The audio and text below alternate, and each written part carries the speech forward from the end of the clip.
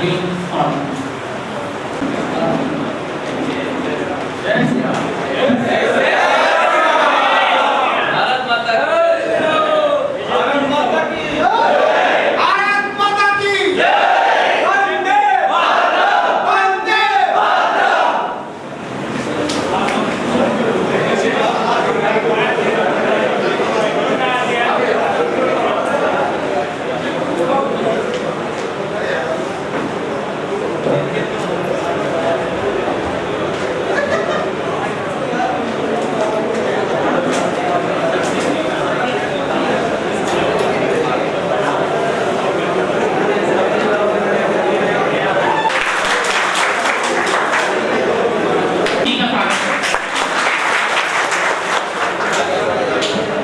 युवा मोर्चा में भाई साहब प्रदेश के पदाधिकारी रहे हैं और राष्ट्रीय टीम में भी इन्होंने काम किया है।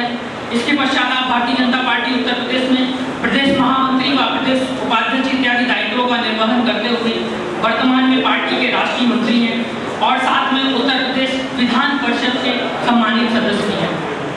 मैं माननीय महेंद्र सिंह जी को आग्रह करूंगा कि वो हम सभी लोगों को मार्गदर्शन प्रदान करें। माननीय श्री महेंद्र सिंह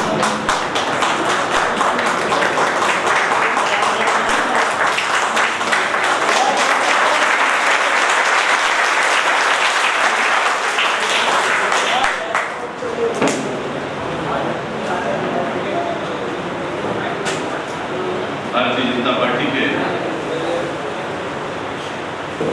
हमारे कानपुर क्षेत्र के आईटी विभाग की इस कार्यशाला में हमारे इस क्षेत्र के अध्यक्ष आदरणीय मानवेंद्र सिंह जी,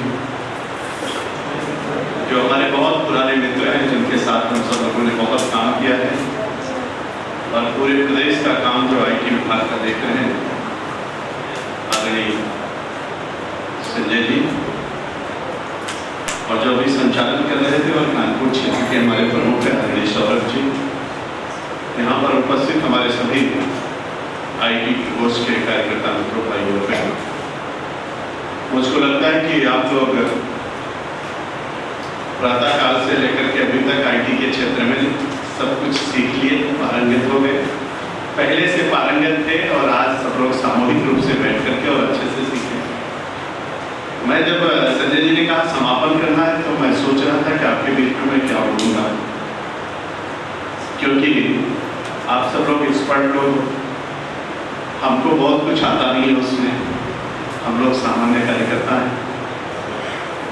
तो मेरे मन में विषय आ रहा था कि मैं क्या बोलूँगा आपके सामने। संजय जी ने कुछ बताया नहीं, तो माँ सरस्वती के प्रांगण में खड़े होकर के आप जैसे विद्वज्जनों के बीच में कुछ कहना बहुत थोड़ा कठिन था। लेकिन कार्यकर्ता मित्रों, यहाँ पर आते समय आपने एक शब्द बोला, वंदे मातरम। जब आपने वंदे मातरम कहा तो मैंने सोच लिया कि अब कोई चिंता करने की आवश्यकता नहीं है, माँ का मातरम हो गया है, वंदे मातरम आपने बोल दिया है, तो सारा काम मेरा पूरा हो गया, कुछ करने की आवश्यकता। क्योंकि कार्यकर्ता मित्रों, जिस भाव से आप लोग जुड़े हैं, उस भाव का सबसे महत्वपूर्ण भाग यही है कि भारत माता की जय हो और वंदे मातरम का गान पूरे विश्व में फैले और हमारा भारत विश्व गुरु के पद पर आसीन हो।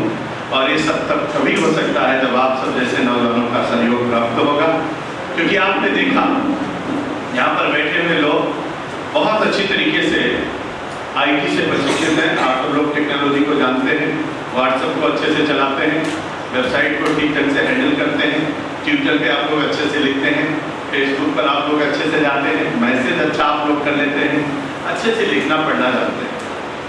मैं भी 2-3-4 जानकारी आपके बीच से चाहता हूँ अपनी जानकारी बढ़ाने के लिए। यहाँ पर कितने लोग ऐसे हैं जो वास्तव में इंजीनियर हैं और आईटी से लोगों ने पढ़ाई लिखाई की है? ऐसे कितने लोग हैं? बहुत। अच्छा, इसमें से पोस्ट ग्रेजुएट कितने लोग हैं? पोस्ट ग्रेजुएट, ग्रेजुएट कितने लोग हैं? जो केवल पोस्ट ग्रेजुएट है तो ग्रेजुएट चाहिए, तभी पोस्ट ग्रेजुएट है। लोगों ने हाथ नहीं उठाया था। अब मैं नहीं पूछूंगा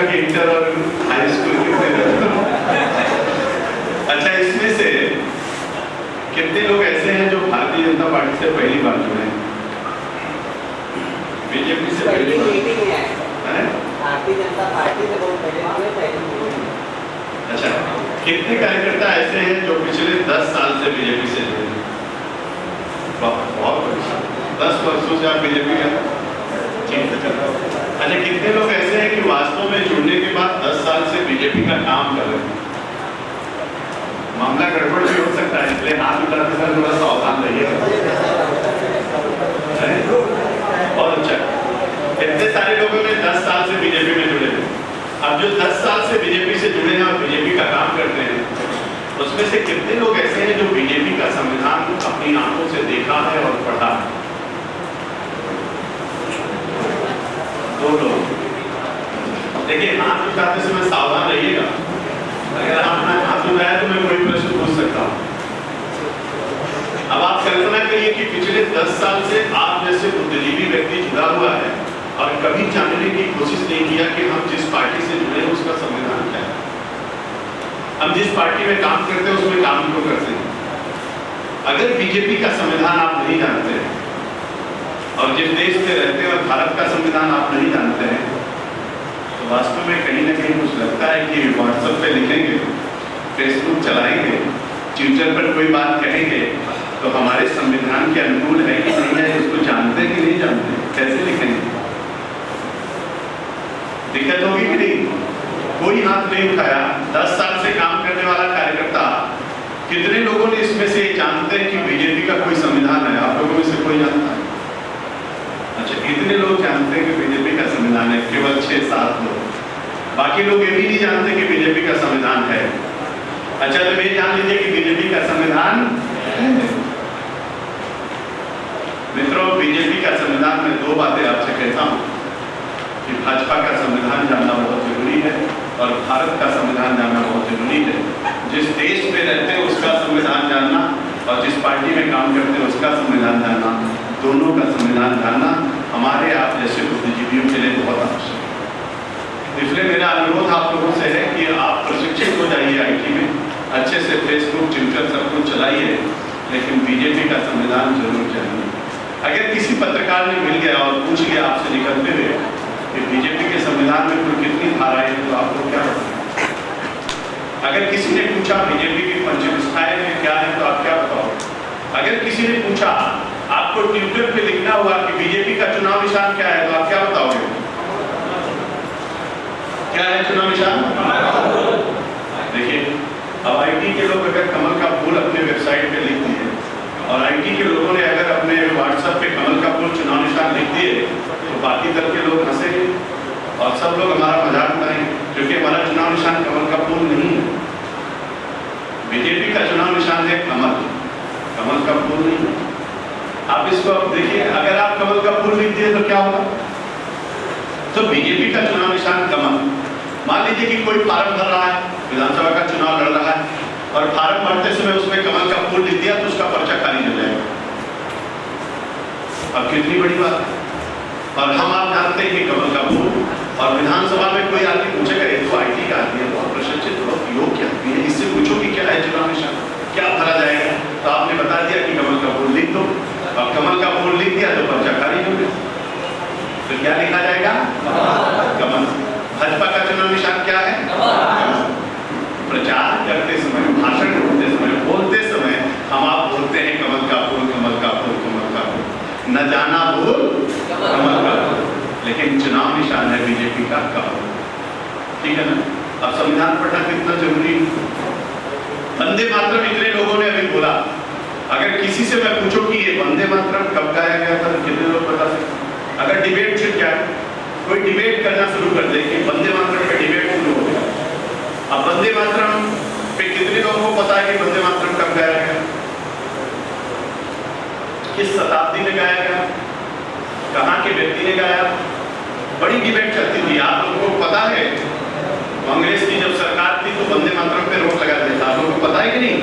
उस समय मंत्री कौन था? आप सब लोग आईटी के लोग हो। मिनिस्टर कौन था जिन्होंने रोक लगाया था? उस समय एचआरडी मिनिस्टर कौन थे? उस समय एचआरडी मिनिस्टर अर्जुन सिंह थे, जिन्होंने वंदे मातरम पर गायन पर रोक लगाया था और पूरे भारत में इसके लिए भारतीय जनता पार्टी ने आंदोलन चलाया था। और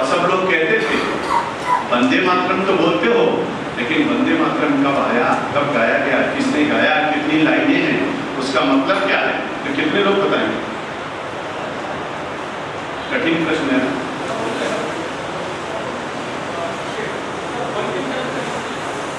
बहुत अच्छा। कब गाया गया? 1932 था। वेरी गुड, बैठिए।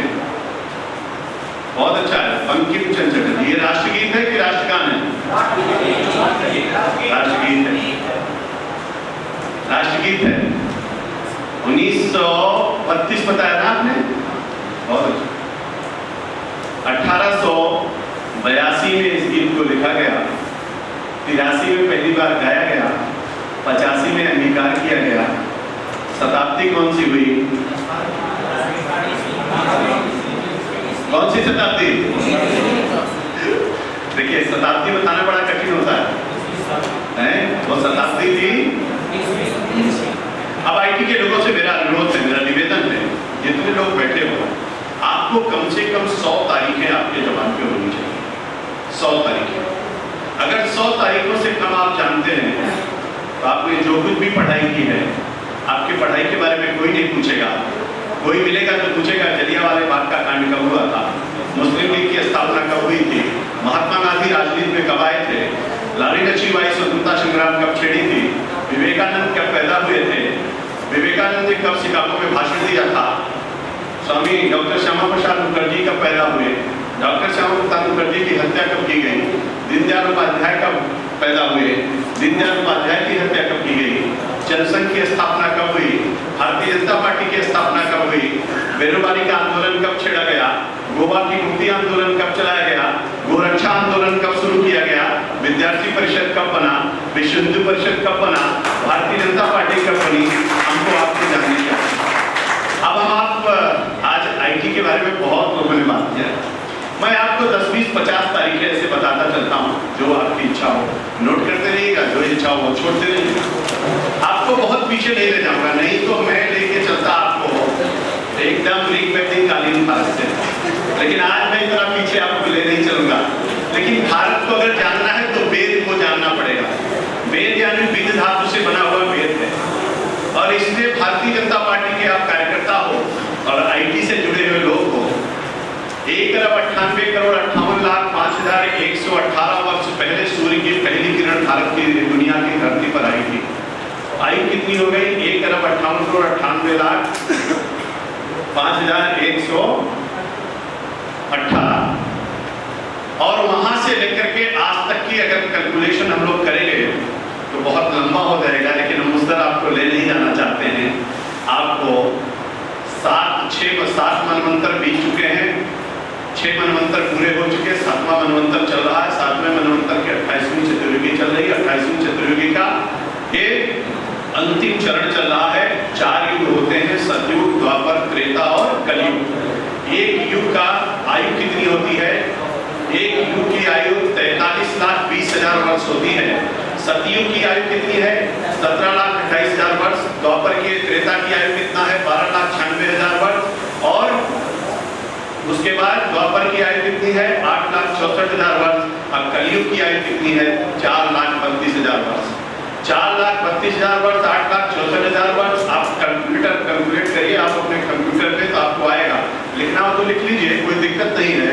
और 17,28,000 वर्ष को उसके बाद प्लस करिए 12,96,000 वर्ष को, फिर प्लस करिए 8,64,000 वर्ष को, फिर प्लस करिए 4,32,000 वर्ष को, और सबको कैलकुलेट करिए तो बनेगा 43,20,000 वर्ष।